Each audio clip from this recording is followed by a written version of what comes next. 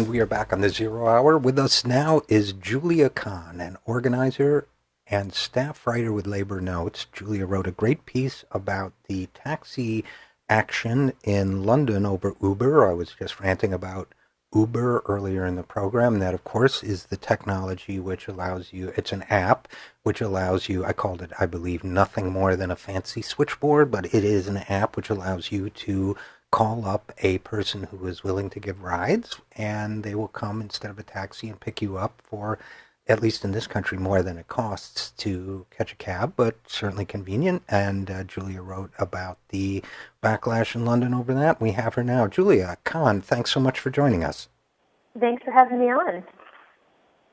Well, listen, this is a fascinating story, and basically the taxi drivers of London, first of all, I mean, we should say for our listeners that it's very hard to become a taxi driver in London. It is hard everywhere, but, you know, they take very laborious tasks there, you know, held to a high standard of quality, both in terms of the car and the driving and so on.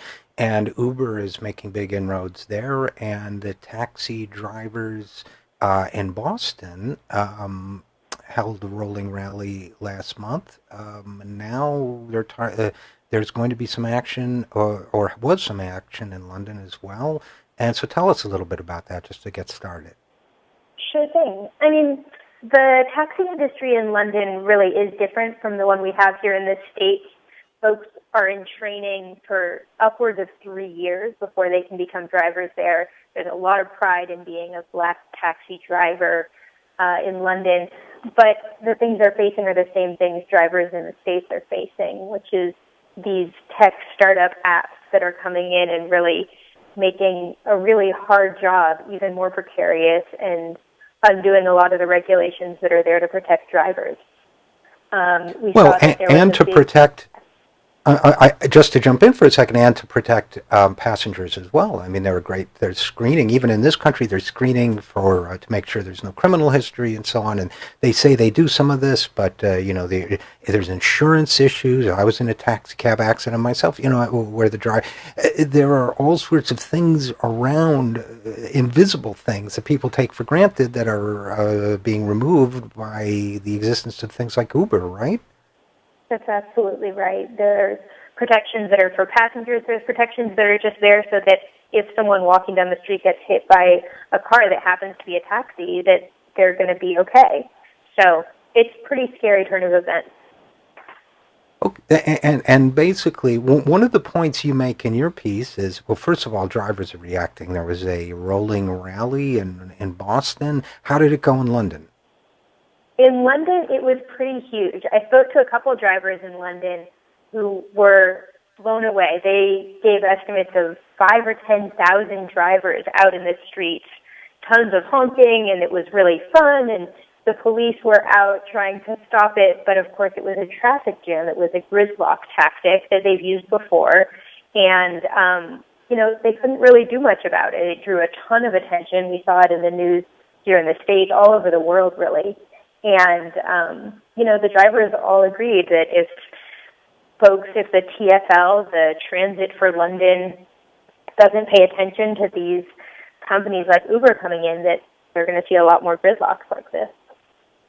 Well, and I think one of the challenges that that people face, and your piece in Labor Notes on this makes a couple great points about this. One of the challenges that people face is that all of a sudden it's being promoted as something new and wonderful, whereas your piece, for example, points out that here's a short paragraph from you. Unlicensed drivers are not a new phenomenon in the taxi world. What's new is their acceptance. Quote, when a guy is scrambling to make a business of it, it's illegal. When Uber does it, it's suddenly an innovative business model, says somebody you interview. So I just think that's such a terrific point that, you know, when you go to the airport, when you land in Manhattan, you go to the airport and those guys are always coming up, hey, you want to ride? You want to ride? You know, it feels uncomfortable. But if you do it through a slick app, all of a sudden it's supposed to be cool and neat. Now, why do you think that is? You know, I think it's not just the slick app. I think it's the money behind the app. And a lot of the drivers I spoke with agreed. Uber is funded by Google, by Goldman Sachs, by Jeff Bezos, the guy who owns Amazon, and they just hit, I think, a marker that made them the most profitable startup, like $1.7 billion, I think, in investment. And they have money, where their mouth is. So they're going and talking to, they're lobbying, they're putting money out into communities that they're trying to get into, and it's working. They're able to create situations that work for their own interests, and I think the money behind them has a lot to do with that. That was actually exactly the answer I was hoping you'd give, Julia. It's the right answer. Well, I got it from you, and I got it from your pizza talk. It was such a great connection. The other great connection you made, the money behind these apps. So, and I talked earlier about the bro culture of the Silicon Valley and how they high-five each other every time they come up with something that's basically just a fancy classified ad system or whatever. But if you go behind, or in this case, switchboard, but if you go behind that to where the money is, then there's a lot riding on this. But in the end, they're dismantling a whole system of protections.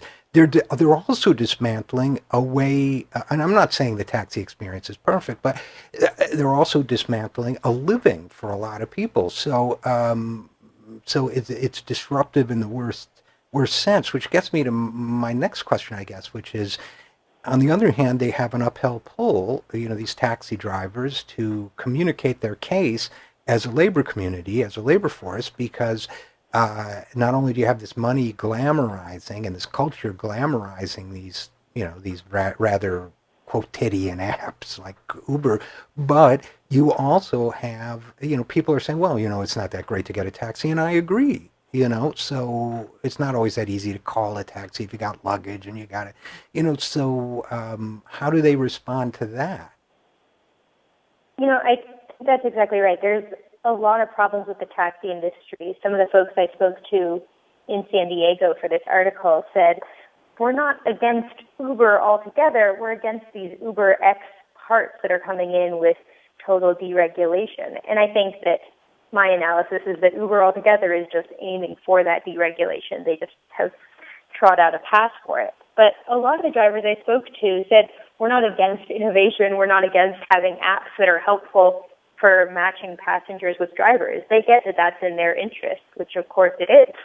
The problem is when the apps are grounded on the backs of workers, when they're based in removing protections for passengers and for drivers. And that's really what is happening with Lyft, with UberX. But the idea of apps that connect licensed taxi drivers to passengers sounds like a pretty good deal. And the idea of regulations that maybe are a little easier to get through and are a little more fair, I think would appeal to a lot of drivers as well as to a lot of techie folks. Yeah, and I think that this is, but of course it would be hard work, and there seems certain aversion to that in the tech community. But the other piece of it is that, I wonder to what extent these apps, whether it's Airbnb and taking them on, and or in this case, Lyft, which is a competitor to Uber, and UberX, which are really labor stories in the classic sense, among other things. I wonder to what extent this isn't also part of an attempt both to capitalize on undermining regulation and even an ideologically driven war on regulation, because you talk to these Silicon Valley guys, they're all kind of like libertarian, or not all of them, a lot of them are pretty far down the libertarian anti-government philosophy road, and I wonder to what extent there's an ideological bent to all of this too. What do you think? I think that there definitely is. A lot of folks call this the share economy, which sounds very communitarian and progressive, and it really is a libertarian ideal. There was a recent article that I really recommend that John Carroll did in the San Francisco Chronicle about how this share economy looks like a libertarian utopia, but really it's just like the capitalist system all around it, where the big players are just taking more and more and leaving folks to scrounge for the rest. And it's really ugly. It sounds so beautiful, and it really plays out in ways that are hurting working people in every possible way. Well, you should read what I wrote about Airbnb then, because I think we're kindred spirits. Because really, they're looking for an economy where 85%. They'll tell you. Tyler Cowen, the economist, will tell you 85% of the population will be scrambling and living in shanty towns and hoping to rent out their lawnmower in their spare room. And that's the kind of economy we're fighting. And they have grandiose language behind it, but it's a fight we've been fighting for hundreds of years, and I appreciate your work on that front, Julia Kann, organizer and staff writer for Labor Notes. Thanks so much for joining us. Thank you so much. I'll check out your article. Oh, sure. Okay. Let me know what you think. Okay. I will. Okay. Thanks again. I'm Richard. RJ Eskow. We'll be right back after this. This is The Zero.